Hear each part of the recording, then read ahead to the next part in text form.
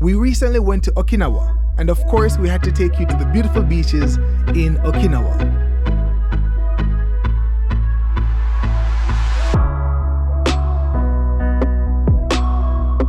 Al is the owner of Café Orleans, an American-style restaurant that offers tantalizing, authentic New Orleans cuisine. The former Marine has been living in Okinawa for over 17 years, and this is his story.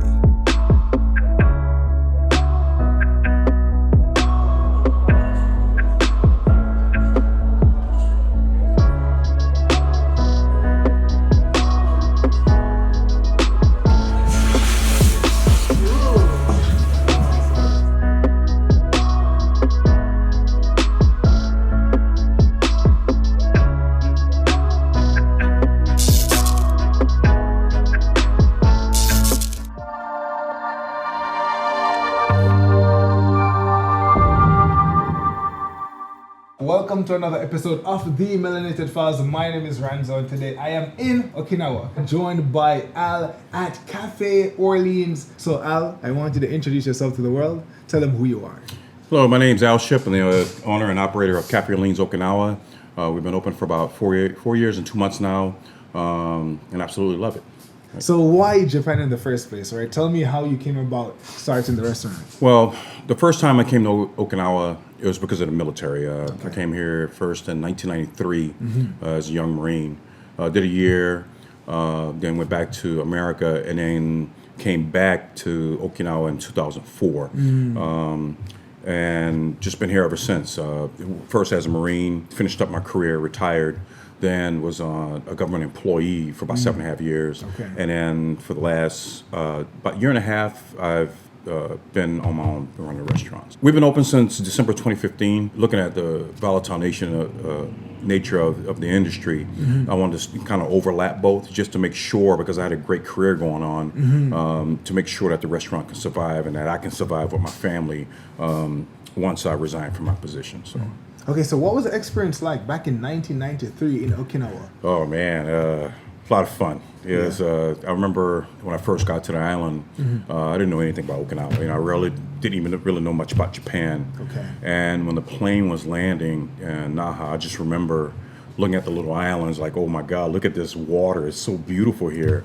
And just fell in love with the culture. I started understanding the Japanese culture, but also, the Okinawan culture.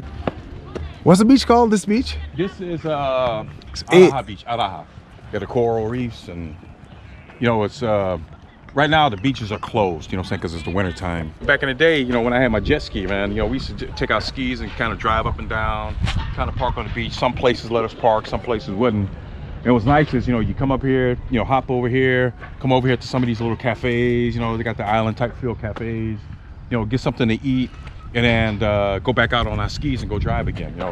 Beautiful island, very beautiful island. So this is how people should live. Oh yes, oh yeah, you can't trade this for anything in the world, brother. Beautiful sunset. Sometimes you come here and this whole wall will be just people just sitting here and then waiting for the sun to go down, especially on a nice clear day.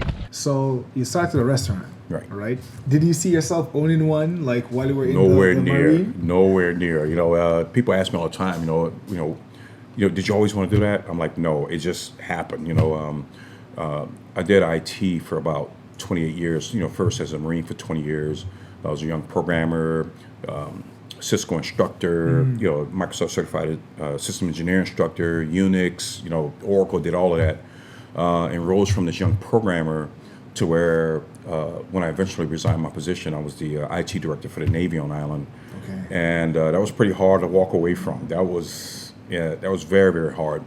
But, I'm thankful because that gave me the capital that I needed to start my restaurant. My wife and I, we decided we wanted to save our own money. We didn't want to get a loan. And it got to the point where I remember I was a young sergeant, taking change out of my ashtray to put gas in my car. Wow. And here because I am. you're saving? Yeah, well, because I didn't have any money. Okay. I was poor. I was young, Porky 5. And when I was opening up the restaurant, it took a couple of years to save. But I remember even as retired E7, retired Gunner Sergeant Marines, GS-13, with housing, everything, and taking change out of my ashtray again to put gas in my car. And I just remember saying to myself, Lord, please help me, Lord, please help my vision, Wow. And, and then I never let that stop me, It's just because I had a vision. And I just kept pressing and pressing and pressing and just knowing that I'm going to do it, The first step was trying to, get the logistics down. Okay, do they have the ingredients that they have back in New Orleans? New Orleans is close to the Gulf of Mexico, so we eat a lot of seafood. Okay. So I'm like, okay, we're on an island, surrounded by the water. Okay, they have to have seafood here. The biggest challenge was the price. Everything's kind of expensive. Actually, everything's here is very expensive. But once I found the ingredients that I wanted, that I was going to need, then it was a question of, okay, where am I going to be located? And that was, for the restaurant industry, was location, location, location. You have to have a good location for it. And everywhere I went, everywhere, it's like, no. Well, because you were a foreigner? Because I was a foreigner. Okay. You know what I'm saying? And I didn't have that type of loot, to be like, okay, here's this big chunk of money I'm going to give you to secure the location. Okay. So this place fell into my lap, and pretty blessed to have it. Somebody, I was on Facebook, and I was like, man, I'm trying to find this place, but I cannot find a place, or they won't rent to me because I am a foreigner, and understandably so. Over the years, you've had a lot of foreigners kind of dip out on without paying, or breaking the place and then flying out. So they're a little bit hesitant on. Okay, so they have a history. They have a history. Okay. And so that's one of the reasons why they probably didn't want to rent. But finally, I got this place and just built it. Everything in here. You'll look around later. I built everything in here, and the next step was building a menu. My wife and I, we were like, I'm like, baby, I have to build this menu. I'm from New Orleans. In America, we're a foodie city, so I know people are going to come. Hopefully they're going to come. And I remember I went home that summer, and my friends, some of them own restaurants, some are chefs, and I went to like, I want to open a restaurant. They're like, yeah, I know, come on in. So they showed me some things. My mother showed me some things, and I thought I could cook because I always enjoyed cooking, but I didn't know how to cook. Really? I think about it now. When I first started 5 years ago, I thought I can cook, but now there's another level to it. There's a whole nother level to it, And the only way that you're going to do that is by just doing it, And that's what I did. I studied and studied and studied. Thank God for YouTube and Google. I went from watching like music videos and doing some other stuff to watching like chefs back home, chefs around the world. Because food connects people. Once you understand the food, then you understand the people. So I just started studying. Even if I'm here, I'm in the back, and I'm studying. Like, okay, what do different parts of Africa? What do they eat there? What different parts of the Caribbean? What do they eat there? Even parts of America. What is their main staple? And I learned from that. And it shows that we're all connected with food. And it's fun. It's frustrating, but it's fun. It's a lot of work, but I love it. Of course, I was in the military, and I get a lot of military people here, so a lot of them wind up giving me their unit patches. I started off like a few patches for some friends and stuff like that, and I just put up on the wall, and then people just kind of naturally put it up. When I first opened this place, there was nothing on the walls here. It was just nothing. It was just bare white walls. And over the last 4 years, everything just kind of accumulated. Mostly stuff from that my family gave to me. My mom gave me one of my very first decorations was this New Orleans sign, and I put it here, and it's been up there for 4 years. So you started out not knowing that you were going to start a restaurant, right? It just happened. But what was the impetus, I guess, to like restaurant versus something else? Well, because I was retired and I was leaving, a lot of my income behind by resigning my position. And I started to think to myself, okay, I won't be able to do IT anymore, or I still could do IT because I was a government employee. Maybe I could do contracting, but there's no stability in that. I've seen people that did IT contract jobs, and a month later, they were cut. Okay. And now they stuck, and now they have to fly back to the States on their own, whatever. So I got to thinking to myself, okay, what other skill set do I have? I like to cook. Not only can I cook, but I from a city known for its food.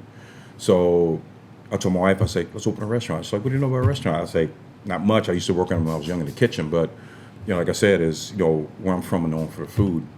And a lot of people have come and helped me. There's a lot of people, I do FaceTime with chefs back home, and they help me to help develop my recipes and my menu, and kind of tweak some of my recipes to ensure that it's as close as possible to what we serve down in New Orleans. Nothing will be 100% because of course the animals are different, they eat different things, so the taste is going to be a little bit different. Ingredients. Just the ingredients. Well, the ingredients I can find most of the ingredients, but some of it's a little bit different too. Like I want Creole tomatoes, but I can't get that because I'm here in Japan, so I have to use like regular tomatoes, so I can call it Creole-ish per se, right? Yeah. But it's trying to tweak these recipes and try to get as close as possible to where people can come in and experience my home. And my vision was to touch the five senses. When you're here, from everything you see, the smells, the music, just everything that the human senses have. When you're sitting here, you feel like you're in a cafe down in New Orleans. So it's worked out. I get a lot of people that's like, man, if I close my eyes or I don't look out the window, I feel like I'm in a cafe down in New Orleans.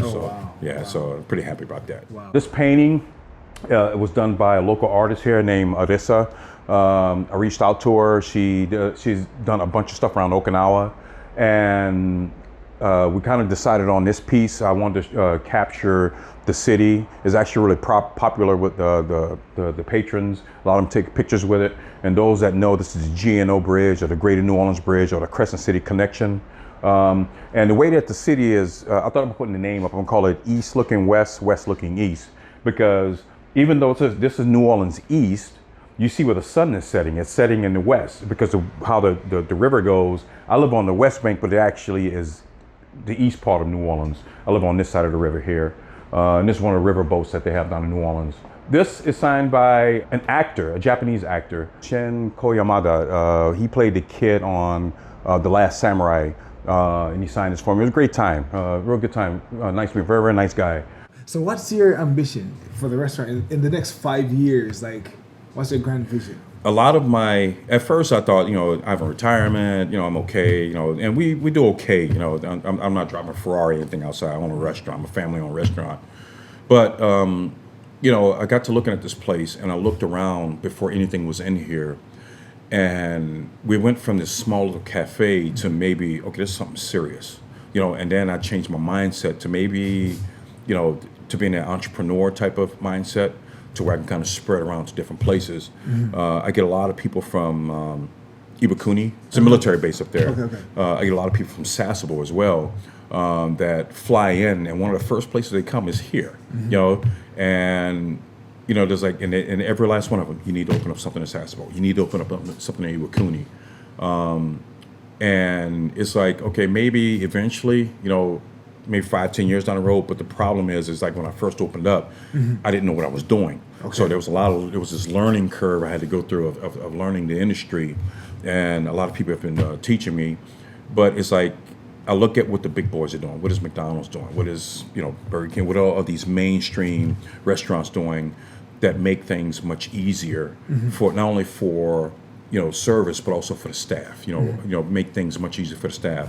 And over the last couple of years, I've just kind of, I kind of look at my kitchen like, okay, how can I make this process easier? And that's the thing, is looking at the process of making it easier.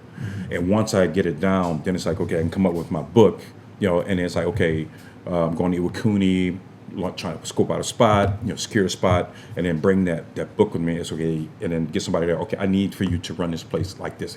I've been there. I know everything. Everything you need to know is in this book on how to run through. And eventually, once kind of maybe eventually, get to a point to where it's like a franchise or something like that. Okay. So expansion then. Expansion in the next 5 years, right? Hopefully, yeah.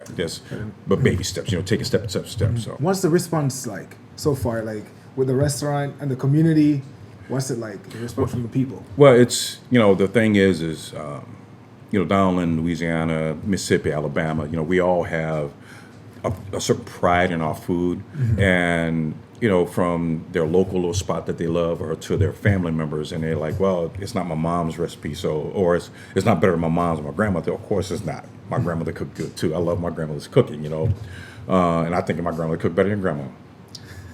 How about that? But I think for a lot of the people that do come through, they're happy because it's a little piece of home, you know, and they see, you know, from the decor on the walls to, you know, to the plates, to the music and everything, they just feel like they're home. And not only just with the Americans, but also from some of the Japanese as well. I have some Japanese that fly in from different places, and they come through, and I can kind of, you know, I can tell they're not from Okinawa, so I go up to them like, hey, how do you hear about it? It's like, you know, I've been looking on Google or such and such up in, you know, place, you know, recommended your place, and I have a love for Creole cooking. So, and I sit there and I tell them the history of what the fleur-de-lis means, and the name New Orleans, you know, even Orleans, we say Orleans or Orleans, you know, coming from France. There's a city in France called Orléans. Okay. So, and just going back that deep on, you know, when America, before even America got, you know, Louisiana during the Louisiana Purchase, the battle between the French and the Spanish, and eventually America wound up getting it. And we just, you know, having that melting pot down in New Orleans, you know, they love that history as well. Because in New Orleans, if you go down, a lot of the buildings, you know, the buildings were built by the Spanish. So they're Spanish buildings, but there's a French influence because the French took over. Then, of course, America owns it now. So it's this big, giant mix, you know. And, of course, when the slaves came over from Africa, now you have this African influence and the Caribbean influence, because the true Creoles are the Haitians, you know. The term Creole is other than French, so the people that are born outside of French, outside of France. So, but yeah, a lot of people are they love it, and the way I looked at it was, you know, if you go anywhere in Japan, there are hamburger places everywhere, there are pizza places everywhere, there are hot dog places everywhere. Those are like the main things are chicken. But when it comes to Creole cooking and Cajun cooking, there's only a few places here that does it. You know. As far as New Orleans, I'm the only place here on the island that serves New Orleans food. There's a couple other places up in mainland Japan, Yokosuka. Minister Charlie Hall, he does a place called Nolans. C.C. Haydell in Osaka, he got a place called Bistro New Orleans. And some other soul food spots. There's a place in Tokyo with David Whitaker, a place called Soul Food House. So, you know, and just to bring that southern influence here, you know, I'm just kind of adding to it. So it's a lot of fun. Just add some bananas. Oh, that's my stuff. Banana liquor. This is rum. So, you know, New Orleans is known as the northern capital of the Caribbean, so we drink a lot of rum, and a lot of our dishes have rum in it. 1, 2, 3.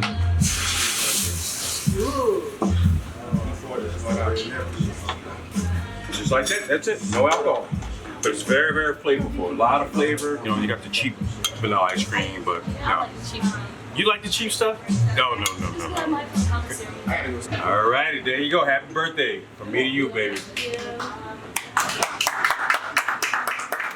Happy birthday, Fatty. So what's your customer base like? The demographics? Probably 98% are Americans. Okay. And the reason why I haven't even had a chance to even tailor to the Japanese side It's yet. another twist. Yeah, they're just to kind of reach out to them and like, hey, we got this new place. And a lot of people, I'm starting to see a lot more Japanese come through because the word's kind of spreading out a little bit more. But you know, for Americans, you know, Creole food's a little bit foreign to them. You know, so for the Japanese, it's much more foreign to them because for them, they think American food is hamburgers, hot dogs, chicken, and pizza, right? Yeah. So it's like, no, well, we got all that too. We do that as well. But, you know, it's Creole food. That's my focus, is trying to get them to understand that America is such a big place. And everywhere in America, every part of America, we have our own indigenous, you know, cuisine that we enjoy. And I'm just one of many from America that's providing that here. And a lot of them love it. They actually love it here. I try to take some of the spice because you probably heard, you know, the Tabasco. That's everywhere on the planet. That's from Louisiana. You know, another one, Crystal, is from Louisiana. So all is from Louisiana. We have another friend of mine, Reggie, that developed his own sauce here in Japan, and it's very, very popular. Very, very popular here in Japan.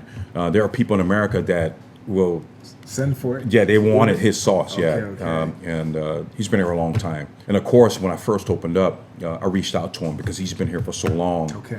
And just like, how'd you do it? You know, what can I do? And he's been one of my biggest supporters over the years on helping me develop myself into becoming this business owner and to make myself better and strive to be better, So, I always respect OG, he's just a great guy, and if I have any issues or anything with anybody, I reach out to him and I'm like, hey, I have an issue, and he kind of talks with me. He's kind of like my mentor, one of my biggest mentors. So it's fun. Like I said, frustrating but fun. You kept saying that you never believed that you'd own a restaurant. Right. You kept saying like I had no idea. Right. Why do you feel like that? Well, because like for me, I thought I was going to do IT until I retired from IT. And over the years, people, because I cooked at home, and I had parties and stuff like that. So I cook little things, my wings, of course, and some other stuff. And people like, oh man, you should be a chef, and it kind of crossed my mind, like maybe I will own a restaurant one day. Yeah. But I didn't get serious about it until I wanted to make this transition in my career, that I was giving up who I was. Everything that has defined me for 28 years, I was giving up. So I it was like, okay, it wasn't a factor of, can I do it? It was a factor of, how am I going to do it? Okay. What do I have to do? And, me being me, I never say no, that I can't do anything, and it's, if I do anything, I'm going to do my best, what I can and within my abilities, So I was like, okay, I'm going to be a restaurant owner. Okay, how am I going to do this? What do I have to do to make sure this works, And just, get home and, I was working my regular job. Then I would go home, come here at night, trying to run this and try to get some sleep. And it was hard. I started losing a lot of weight. I was 115 kilograms. I'm down to like 103, 104. So people haven't seen me in years. Like, hey, you okay? Cancer? No, it's the restaurant. You're in a restaurant, right? I'm like, I don't eat there. I work and work and work. Of course, I'm going to a doctor, and it was like, I had high blood pressure and high blood sugar and everything else. I went back a year later, and they were like, I'm like, the doctor, do I have cancer? They're like, no, you're fine. What did you do? Everything came to normal. I opened a restaurant. Okay. They were like, you open a restaurant? I was like, yeah, I don't eat there. I work. He said, well, keep that up because all of your levels came back to normal. And that was part of, like, even for me being, somewhat an OG, is, with the younger generation, work hard. You work hard. You would sacrifice everything that you are to believe in what you believe in, to ensure that comes to bear, that never give up. You're going to be down. You look at failure. Before, okay, I used to fail at things, and it's like, oh my God, I failed, no matter what it was. And once I became a business owner, then my eyes kind of opened up. Failure, business people that are in business, they look at failure differently. You learn from those failures, and I never let any of those failures get me down. It's like, okay, I learned from that. Some failures were big, some were small. But, you get up, as a Marine, they tell you this thing, if you fall, get up, dust yourself off, and keep marching, And in everything that I've done since opening a restaurant, that's what I've done. It's like, if I fail, it's fine. Just get up and just keep marching forward. And, as a restaurant owner here in Japan, you run into some obstacles. You run into a lot of obstacles. And for me, it wasn't just about, can I get over these these hurdles? Eventually, I am going to get over these obstacles. And one by one, just going through. Some people don't have to go through any of those hurdles or obstacles, and it's fine. I tell people, don't let that get you down or say, oh my God, he's okay because they have to get through it. It's okay. You get through those because they're going to make you a stronger individual in the long run. What were some of the obstacles that you faced? Well, for one, like I said, was the one that I didn't want to look at. Well, I kind of looked at, but I thought maybe I'd get some pushback, so I decided on my own was getting the capital for the place. So most business owners, they go get a loan from somewhere and they pay back the bank, blah blah blah. But I decided, that's one obstacle I'm going to just kind of get around. Let me save everything that I have. I have a pretty decent job. I got my retirement, everything else. So let me just save every penny I have to kind of get started. And Second was trying to get over securing a location. That was the second part of it. Everywhere on the island, of course, you got your hot spots that people want to go to, that people go to. And for one, it was either out of my price range, what I can afford, or two, they didn't want to rent to me. Like I said, it's I didn't have enough stack of cash to secure the spot, or it's like, okay, well, you're a foreigner. I mean, they weren't, they didn't look at me like racist or anything, but it just, I think with history with the foreigners here, they were a little bit more hesitant on renting a spot to me. Okay. So people with businesses actually did that, like flew out on their leases and stuff. Someone with a business, was it like residential? I think or mostly on the residential commercial side. Oh, okay. And I think once people, word kind of gets around, people kind of paint everybody as this in this one thing, the same, and you want to tell them I'm different. That's not me. Yeah. But once they're setting their mindset, it's kind of hard to change that. They say once bitten, twice shy. Right. So even with getting this spot, it took a while. They had to judge even me making the money I made, and I let them how much I had saved and everything. I had to go through some obstacles even to get this. Okay. And it was kind of frustrating. I was like, it's fine. The rent's cheap enough to where I can afford it. And finally they said yes. And month after month, I'm down there. Here's my rent. Here's my rent. Here's my rent. And and I think they drive by and they see how busy the place is. So I kind of told them that I want this other spot, whenever it comes available. And they told, oh, yes, sir, Mr. Shipp, as soon as it comes open, you're first on the list. Because they know, based on my history with them, he's fine. He's very responsible. So he's somebody we can trust, So they're judging you now based on your actions and not someone else's. Right. So now, it's like, okay, we can trust this guy. Yeah. And he has great business going on. So yeah, we can rent to him. So, and it's part of it. There's something else I want to do later on in life. When it comes to this industry, I want to kind of open up a bar as well, because there's three things that I've learned in this industry that makes money, and I call them the three B's. It's called bird, bread, and booze. Bird meaning chicken. Chicken is the cheapest form of protein that you can get. You know what I'm saying?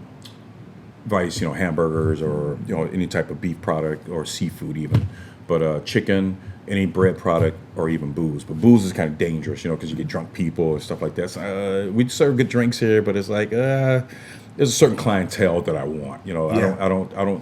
All money ain't good money. You play spades, as they say, all money ain't good money. You know what I'm saying? So it's just just kind of testing different things. So. Eventually, I want to open up like a smaller bar or something like that, like a lounge for the little bit older crew. This is actually one of the roof tiles from New Orleans, down in the French Quarter. There's this. This is one. They did a lot of renovation down in the French Quarter, and basically on the back of each roof tile, you can see it's stone. They talk about the history of the roof tiles down in off Bourbon Street. This was given to me by a great friend of mine. Him and his mother has given me a bunch of pieces. This was one, and I'll introduce you to the others here in a minute. The roof tile that my friend gave to me, his mother, what she does is reclamation art down in New Orleans or down in Louisiana. She goes out in the different parts of rural Louisiana and she finds these different pieces to create art. Well, she created this for me for the restaurant. And the art that she does, she actually doesn't profit from it. She creates things and then auctions them off to give to St. Jude Hospital for Children, especially those that are suffering from cancer. She battled cancer and survived it. So she does a lot of artwork. And I was very, very proud to have this piece in my restaurant. If you come around here, I have a customer of mine that went to school. She went to school down in New Orleans at Tulane University. So she came in and gave me a bunch of beads, a bunch of stuff, a big suitcase full of stuff. And this is one of the pieces that she gave to me. It's an original poster from 1992 of Mardi Gras. And of course, Mardi Gras is a very big party that we celebrate down in New Orleans. We actually celebrate it here every year. For the last couple of years, I've sold about 50 tickets, because that's about the capacity of the restaurant. And all 50 tickets were gone in like 4 days. It was a really good time. How did you make the transition from, 9 to 5, let's just say 9 to 5, to the restaurant? Because a lot of people are terrified. They're like, man, this is security. I'm secured. I'm comfortable. Right. How do you leave that to to enter into entrepreneurship, which is unpredictable. Right. So in my modern life, now I've made two leaps. One was transitioning from the Marine Corps, for 20 years on the first paycheck, 15th paycheck, first 15th, and free medical, free dental, and it was just security. You had that security, and I remember making that transition. I was scared. I was actually pretty, when that timeline was coming, I wanted to make the transition because I was not really having any fun anymore in the Marine Corps. But it was scary because it was 1st and the 15th. I get a paycheck on the 1st and 15th. And I'm looking at my friends, looking at their Facebook, everybody's doing fine. It's like, well, it can't be that bad. Everybody's doing okay, So 6 months before I retired, probably about 3 months, 6 months before I retired, I started putting resumes out and, wound up getting a job as a government employee with the Navy. And so my security blanket was still there because I was still working for the government. And every 2 weeks I was still getting this steady paycheck in. And then with the government employees, we only could stay here for so long. There's this thing called a 5-year rule where you only could stay for 5 years. So after 5 years, I had to get on this thing called PPP, a priority placement program to go back home. And they start with your home of record, which is New Orleans for me. They couldn't find anything, and they go out, in the region, and then finally nationwide. And they finally found a job for me, and after 2 years of being on PPP, in Birmingham, Washington State. And I told my wife, I was like, hey, we're gonna have to leave, And she didn't want to go back home, And I was like, okay. I don't mind if I don't go back home as well, but I got a great career going on, So I said, okay, I want to stay here too. How can I do that, right?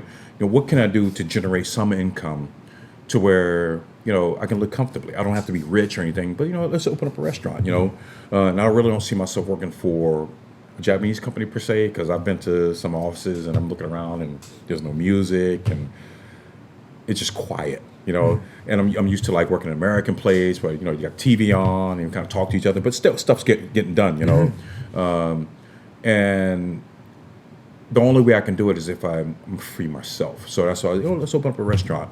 And I just free yourself. I like the way you put it. It's like you have to free yourself. Free yourself. But but the thing I tell some of the young entrepreneurs, freedom comes at a cost. Yes. With first money. Second, sometimes your health. There's no instant overnight millionaire besides the people that play lotto. You know what I'm saying? Even professional athletes, people that run companies, these people have built their company from the bottom up. And athletes have started from their young to perfect their craft. There's a lot of work. There's a lot of work. A lot of work. A lot of work. In that kitchen, sometimes I come up in here and I'm in my kitchen and I'm thinking on what can I do to get the crowd to come back, and I always I call it my bag of tricks, and your sales will go up, then sales start going back down. I'm like, okay, let me go reach my bag of tricks. Let me throw that out there. Sales back up again, then sales kind of decline again. Okay, let me go buy a bag of tricks, and little by little, just to kind of get people in. And sometimes I'll throw things to customers. I cook something and bring it out, and just to pique their interest, And I make this dish, and I'm like, oh my God, where's this on the menu? It's not on the menu. It's gonna be in the future. But they keep coming back. Hey, when you had that thing, eventually. And I've gotten to the point to where even now I've changed the whole menu up because I looked at, during a weekday and weeknights, people want to come eat dinner. You eat the fried catfish, fried shrimp, whatever. And during Saturday and Sunday during lunchtime, we're not busy. So it's like, okay, what can I do to kind of fill that void? Let me start breakfast. So I kind of, like you said, take a lot of work over those years. I perfected my craft, how to make homemade American sausage, pancakes, going to do some type of waffle. A friend of mine is on a waffle and chicken spot on Island, so I don't want to kind of interrupt his thing, but maybe do something different, and to serve a traditional good American breakfast, and little by little get it out, get the word out, some French toast, or in France, they call it pain perdu, and now we're starting to get more people that's come on Sunday. Right now it's Sunday, because that changes everything in the kitchen. get my crew my staff up to speed. Okay, now move it to Saturday, and then kind of fill that void. People are like, okay, when you gonna open up number 2? Okay, I can't open up number 2 because that's whole new labor, whole new rent, whole new everything else. When I have this other time slot from like 9 p.m. to maybe 2 in the morning, to where I can have like a little lounge. You know what I'm saying? Because that's kind of kids go home, and just people can drink and eat some type of finger food and. Just kind of fill as much of this time in this one spot as I can before I move off to something else. So you want to outgrow the spot. Yes. Right, and then you multiply. Yeah, multiply from there, right. These are very popular down in New Orleans. There's a place called Cafe du Monde, and they serve these up as a French fritter, you know what I'm saying? And very, very famous here. We go through a lot of beignets. So this particular dough would make about 16 or 32? 32. They'll just put them here, and a bunch of people that order them. I love them. Yeah, these are called beignets.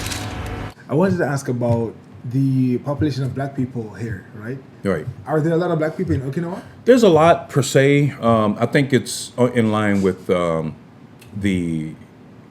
it is in America. You know what I'm saying, and in the military. So I would guess that, as far as the diversity here is probably the same way. America's probably looking at 11-13%. Same thing for the military, probably 11-13%. And I'm going to say it's probably the same here on island, probably 11 to 13% of black people here on island. And there's a lot of support coming out of that community, and I do things to support those communities. I got some certificates from several organizations on island, but not just them, but any organization. Like I'm going to probably go to the USO and see what I can do for them because they've done so much for me over the years. Okay. I think it's the same about like in America. It's like 11%, 13% around the nation. So yeah, it's the same. So what's your experience like being a black person here, right? Different experiences in the Army or the Marines, right? Right. So one, also being a restaurant owner, a black restaurant owner here as well. What's the experience like for you? I really don't think there's racism here. There's no racism. There maybe a little. There's racism everywhere, but I think. You mean in Okinawa? In Okinawa, right? But I think me being an American, I think they kind of shy away a little bit. You know what I'm saying? Until I approach them and I speak their language, and not only speak Japanese, but also speak Hogan, because I took the time to learn about your culture. Okay, now I want to tell you about my culture. Okay. Because I think they kind of, like I said in the beginning, everybody think Americans' restaurants are hamburgers, hot dogs, pizza, and hot dogs or whatever, right? And what I try to do is like, okay, let me break that barrier. Now that I'm in, okay, now let me try to tell them the truth, okay, about what are their perceptions of who we are as being black in America, and a lot of them don't know. Like even for me, I would say for me, when I first came to Japan, I didn't know anything about Japan. I didn't know anything about Asia. For me, Japan, Korea, China, all that was kind of wrapped up together as Asia, and for me to get here was an eye opener. Like, wow, man, this course back in the early '90s. I'm looking at Vietnam films and everything, so I'm thinking everybody's riding around bicycles and wearing little circle hats, picking up rice out of the field. That was my perception of Japan till I got here. And even with some people here in Okinawa or even Japan, they may have the same mindset because they don't know. So it's like, okay, let me educate you. This is what black people really are in America. This is how we are. We are no different than anybody else. We're persecuted sometimes. You know what I'm saying? Things that you see in the media, yeah, things like that happen. Does it happen all the time? No. Do we get looked at differently? It all depends on the situation. There was a situation with me with the police a couple of years ago that kind of upset me, and people said, "But you have to understand." In Japan. Here in Okinawa, there was a girl that was raped and murdered back in 2016 by a black man, and of course, everybody, was kind of saying that everybody's on lockdown, the military's on lockdown, and of course the regular civilians, we can go off base and do whatever we want, and there was a food channel back home that came over and did a show here during that time, and we didn't get out here till like 2-3 in the morning, and I got stopped by the police, and something happened, and I was very upset because I was targeted, you know, because and the people say you have to understand how they feel. I say no, it's not every black man on this island. There was one black guy that did this. You know, trust me, we're all looking Or at just one guy. just one guy. A It was just dude- it a was dude one that- person. He was crazy, you know. So we got through it. You know, I had to go down to the police station, and because they found a Leatherman in my car that had a small little knife on it, and it was a minor violation because it was a pointy object that can do bodily harm to somebody. Okay. You know, and I was like, really, a Leatherman? Oh, wow. You know, and that made me kind of look at the police a little bit differently here. I'm very confrontational, you know. So of course I felt a certain way to the police when it happened to me, you know. And I kind of calmed down about it now. But even to this day, it's like, why me? Why did they pull me over? You know, great career going on here. I'm the IT director and everything else, and you pulled me over. Yeah. Wow. Okay, let's get through this mess. And I think after we went through the interview at the police station, it was like, wow. Okay, we pulled over the wrong guy. Yes, you did. You know, and I had to tell them how much money I made, how much my rent for my house, and all this was. And like, wow, dude, you make up. Yes. Okay, all right. Can you please be careful? Yes, I will. You know, because you know they kind of, you know, in Japan they kind of take things to the extreme, and they take the whole thing. You have to go through the whole interview to finish it off. You know. And by the end, I think both of us were kind of just tired. Okay, well, here's your thing back. Just be careful. Okay, and I went home, you know. But I was highly upset because they targeted me. I was targeted that night because I had a Yankee plate and I was African American, you know. And the incident that was what, the year before, was it? It was like it was a month before that. Okay. You're right. So Okay. you know, everybody was kind of walking on eggshells on the entire island, you know. And I knew that, you know, and I discussed with some of my, I have a lot of Okinawan friends, you know, and we discussed the things. And for the majority of them, it was him. They didn't have any issues with anybody else. They had the issues with him, you know. So, of course, yeah, they were upset, you know, and that incident would never have happened if we were never here. But they knew it wasn't all of us. You know, they know a majority of us that stay on this island. We love Okinawa. We love the people. We love the culture. So, of course, you know, and I told them, you know, we just sat down and it's like, it's just unfortunate. That's unfortunate, you know, unfortunate, you know, that he would do this to this girl, you know. And, you know, we sat down, we had beers and, you know, ate some yakitori and just, you know, just felt bad. We felt bad for the family and felt bad for that girl, you know. But as far as what happened with the police, yes, I was highly upset because I was targeted that night, you know. And I think I've seen some episodes of where on how people are targeted or foreigners targeted here in Japan. Before that, hardly had any issue. You know, there was one other issue with the police years ago, but other than that, you know, was I targeted? Do I get targeted every day? No. You know, I found out, you know, just as long as you're doing what you're supposed to do, they won't bother you for the most part. There is a significant American presence here because of the bases, right? Yes. So the communities all get along for the most part. What's that like? Yeah, not too bad. You know, it's like I say, if you go anywhere on island, most of the places on island, a lot of the places are American friendly. Okay. You know what I'm saying? A lot of them, it's just anywhere you go out in the middle of nowhere, and they'll have like Coca-Cola sign, or maybe their menu is in English or something like that. And, you know, for the most part, they get along with us, you know. As long as, and I used to tell this to my Marines, you know, years ago, you know, don't stop fighting, you know, just, you know, and for the most part, most Okinawans are nice people. You know, if you go to, you find yourself in an Okinawan bar, because there's places where only Americans go. But if you go to a local bar where you kind of live at, and you're sitting there having a beer or something like that, just be cool. You know, just be cool. Don't make a scene. You know, just sit there and order your beer and get something to eat or whatever. And what you'll find out is the same people go to the same establishment all the time. And one night they're gonna get to know you because they're gonna be drunk, and they're gonna come over and they're gonna, you know, do kampai with you, and they're gonna invite you over to the table, you know. And even if you don't speak the language, just kind of keep going through. Just do the best you can to, you know, learn everything you can about them, you know, by, you know, studying language and trying to learn whatever you can, and they're gonna accept you in. They will accept you into their little crowd, you know. And eventually they may invite you over to like a house party, like a barbecue or something like that, because Okinawans are very traditional people. You know, they always have festivals. They always have these different rituals that they do, and most of it's around food. So they invite you over, and everybody bring food over, and they're tell you other people who you are, and they're very funny people.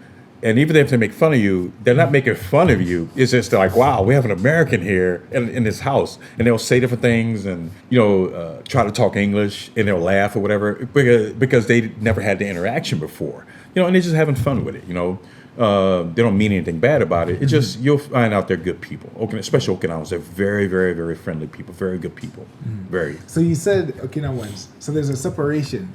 Yes. Is there between Japanese and Okinawans? Yes, there is. Okay, so as you said, so they're like what you would call the natives. Then. Yes, the local natives of Okinawa, Okay. true Okinawans. Okay. And you said they're darker as well. Yes. I don't think I've seen any. Like, where would I go? They're a little bit darker. If you go to, for those of us that've been here for a while, we can look at different people and know who's from mainland Japan and know who's Okinawan. Okay. You got to go back in history to where true Okinawan people came from. Part of China, Philippines, kind of mixed in, whatever. So a little bit darker. As one of my boys put it, between like mainland women and Okinawan women. He said that they grow them a little bit thicker on Okinawa, and it's true. They're a little bit thicker here. Their skin is a little bit darker. Their eyes a little bit bigger. You know what I'm saying? You can tell. The difference between Okinawans and mainland Japanese. What's the difference? Because I feel like some people don't know the difference. Right. Between the Japanese culture and the Okinawan culture. You want to give us a brief history of that? Well, before World War II, even a little bit before that, Okinawa was its own kingdom. Okay. All right, that's why they call it the Ryukyu Kingdom. And Japan kind of took over, as the land grab back in the days was going on between the empires and World War II happened, and there was a big bloody battle on Okinawa. For, of course, the Americans won the war. So Okinawa belonged to the Americans up until about 1972, when it was reverted back to Japan. But there's a very, very distinct difference between Japanese and Okinawans, even though it's like Hawaii and America. You got America and you got Hawaiians. True Hawaiians say they're Hawaiian. But they're still American. So same thing here. They're Japanese, but in their roots they're Okinawan. Okay. And even they have their own language. So. Oh, own language as well. Yeah, you spoke some for me earlier. Right. And it's like not even close to Japanese, right? Right. So there's a Japanese culture, then an Okinawan culture, and then maybe an amalgam of both of them. Yes, there's both, and then also now you have the American influence as well. So I know you probably drove around, you probably saw everything was quite westernized compared to a lot of places in mainland Japan, and that's because of the Western influence from America that's kind of just rooted everywhere here on the island. So so it's like, I think it's a melting pot kind of. Is it? Yes, it is. Yeah? It's a big melting pot. Even down there, there's a section down there called American Village. And just a lot of restaurants you go through. You'll also notice that. Like I've been to mainland a couple of times, and everywhere I go, the menu's all in Japanese. But here on Okinawa, a lot of places have Japanese menu, and they'll also have English menu. Because of the amount of Americans that are here on the island. I think there's like about 50,000 to 60,000 Americans just on this tiny island alone. Do you feel like life is easier for Black people in Okinawa versus mainland Japan? In my honest opinion, yes. Because of the American influence here. I don't know if you get out in the sticks somewhere in Japan, because I haven't been that far out, because I've been to all the major cities. But just like in any major city, I think you won't get as much attention in any major city around the world as you would from like a small community. You get what I'm saying? So Okinawa is so small, it's like you go to Tokyo, and I was talking to a friend of mine about, like you go to Tokyo and, everybody's dressed real nice, the women got nice, they walk the hills up the street or whatever. And you come to Okinawa and everybody's wearing jogging pants and everything else. It's just laid back. They're laid back people, And, I think they're much more approachable, maybe than in mainland. I've never had a real issue in mainland, but I think one of the examples that I give to people is like with the the American friendly taxis here. They get in, they got the American radio station playing, and they're joking with you. You know, it's a good time. You know, just talking with them. You know, and there was one time I went to mainland, and the guy, you know, he had his white gloves, his uniform on, his little hat, and of course I'm like, hey, what's this and the other? And he kind of looked in the rearview mirror. Right? I was like, wow, he's like strictly business. Wow, you know, yeah. And that's what I noticed between. That was the one thing I noticed between like mainland and Okinawa, you know. And it's fun, you know. It's just fun. Like I said, you get out with the locals, man. They're no different than anybody else, and you know, probably the same in mainland. You know, it's just that I've had more exposure here to mainland, to Okinawans than I have than the mainlanders up in mainland. It's just fun. It's a lot of fun being on this island, you know. You know, those from islands, you know, from island life, they'll tell you that island life is fun. You know? What do you like the most about Okinawa? Like, because I went to one beach yesterday, right. and it was beautiful, and people are saying that's nothing in comparison to just like the other beaches up north and everywhere else. Yeah. So if you see a lot of people there on this side of the island, on the western side of the island, Okay. And that's where all of the, you know, touristy type of beaches are. You go on the other side of the island, way up north, and you'll see islands, beaches that you probably see on like TV, you know, they have the waves crashing up, you know, because you're driving and you're going up. You don't feel like you're going up, but you're driving through throughout the jungle up there. Okay. And someplace you don't have cell service. Oh, really? You know, and you're driving. You know, you look on this side, and there's triple canopy type of jungle going on. And all of a sudden, on this side, it's kind of jungle. And all of a sudden, it break, and they're like the guardrail, and you look like, oh my God, Oh, wow. It's so beautiful. You're like, wow, you'll stop. And I tell people, every year, my wife and I will take that drive up the western side and just stop at different places, take pictures, and just enjoy the island, the beauty of the island. It's just such a beautiful island, you know. I want to move here. Yeah, it's so beautiful. I mean, Okinawa is just so beautiful, you know. Wow. And you know, just the food. You get to different places. You know, there's maybe not as many places as Tokyo and Osaka and stuff like that because it's a much bigger city. But you know, just the local food. You know, there's it's kind of like, you know, in New Orleans or anywhere in America, you know, you got the main places, you know what I'm saying, all beautiful, this and the other, but the best food is out in the outskirts of the city, you know, some mom and pop, you know, hole in wall type of spot, and they're littered all over this island. And the food is really, really good, you know. And it's just peaceful, you know. I like how peaceful it is, not only here in Okinawa, but here in Japan as well. You know, sometimes I look at stuff back home, it's like, man, you know, I mean, they killing brothers back home. You know, I don't know if I'm gonna go back there. Just that chance of me being off by a cop. Yeah. I don't want to go back to that.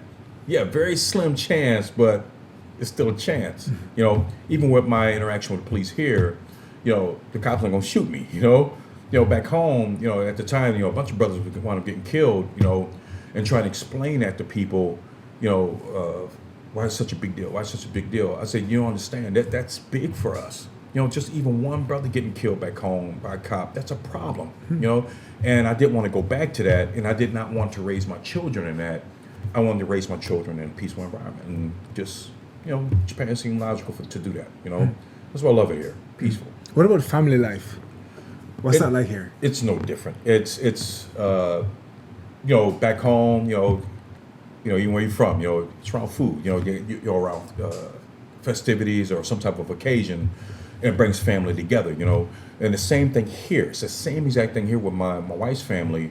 You're Okinawan? Okinawan. Okay. You know? So, you know, I take time to kind of maybe, if it's a slow night here, I let the crew kind of run it, or I close the restaurant to go do these family things, you know. And we get together around food, and, you know, they come in and, you know, it's like they want to give me the best seat in the house, you know what I'm saying? I'm very welcome there, and it's like, okay, let's welcome this guy. I feel like I'm the guest of honor all the time, you get what I'm saying?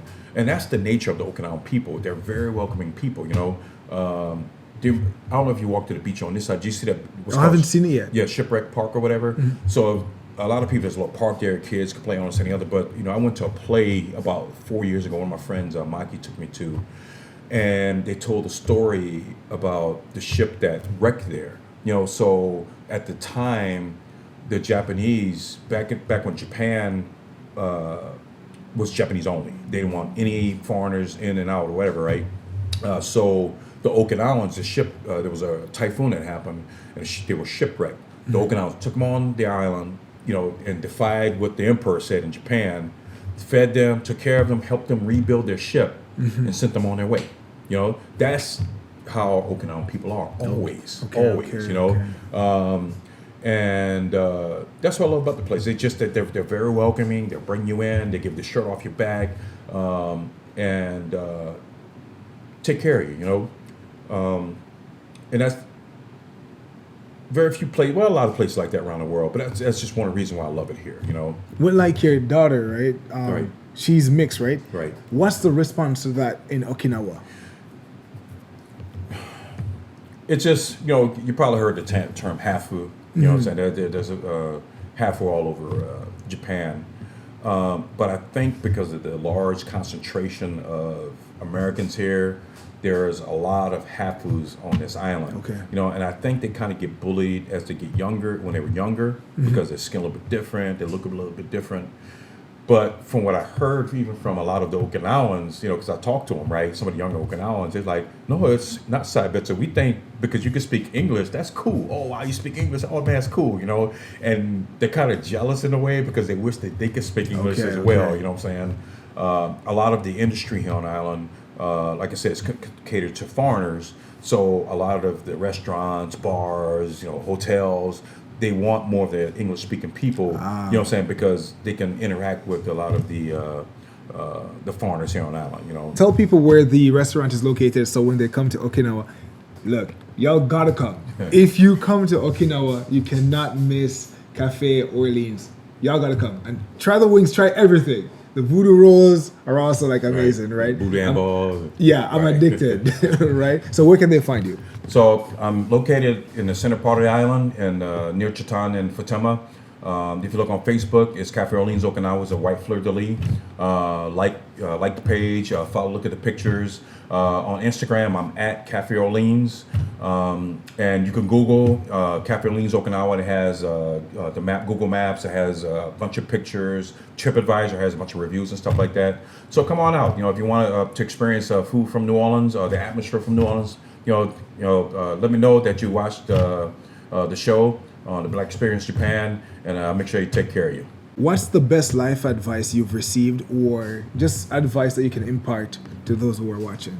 The only thing I would say to anybody, no matter what you have going on in life, no matter what it is, focus, focus, focus, stay focused, no matter what. I'm a restaurant owner. What if you've been an athlete or you want to do journalism or anything else?